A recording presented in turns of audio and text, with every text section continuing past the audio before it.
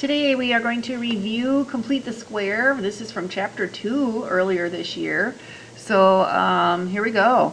We need to turn this into the y equals a times x minus h squared plus k form. This is called the graphing form. This is the standard form. I need the graphing form. So the first thing I'm going to do is find my a value, which happens to be 3. H can be found by taking b over 2a. So here's a, b, c. So b is negative 24 over 2 times 3, which turns out to be negative 4.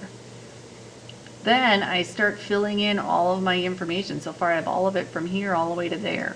So y equals a is 3 times x minus 4 squared. Now this part right here is always kind of quirky because it turns out to be the exact same here, interestingly enough, and maybe I'm not labeling that correctly, but you can always double check this. So if I start foiling this out here, so I will get 3 times x squared minus 8x plus 16. And you can see that when I do this, I do get 3x squared, and I will get minus 24x. So I have the right sign in there. It turns out it's always the same sign when we're doing this complete the square method. And then I'm at 48. That's my problem right there because we wanted 55.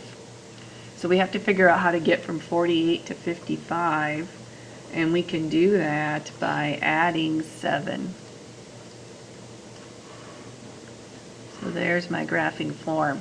Now I can check this with the graphing calculator by typing both of these in here.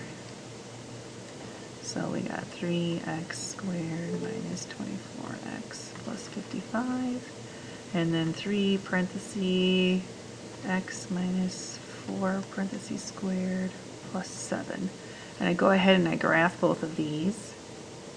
You can see they're way up there. You want to wait for this to be done, and once it's done, just to make sure there's not anything anywhere else, go into your table and you should have the same y outputs, and we do. So we're good. All right, let's try another one.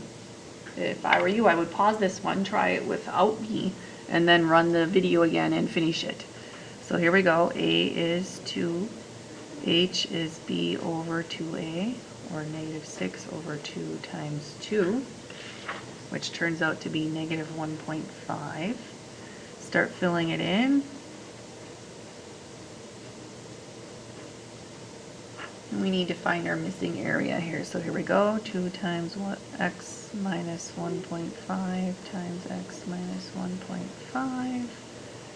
That'll be 2. Here's the x squared minus 3x plus 2.25. So if I do that, I get my 2x squared. Here's my minus 6x plus 2.25, and 2.25 is 450. We're at 450, but we want 2.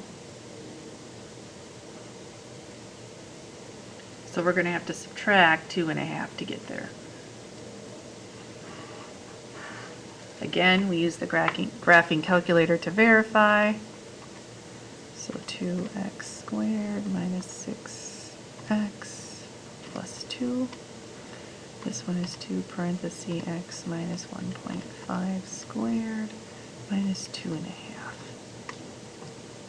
If we did everything correctly, they should be exactly the same. If we didn't, if we have an error, we'll have 2 parabolas and we can go back and find our error. And again, these are exactly the same. That's it for today.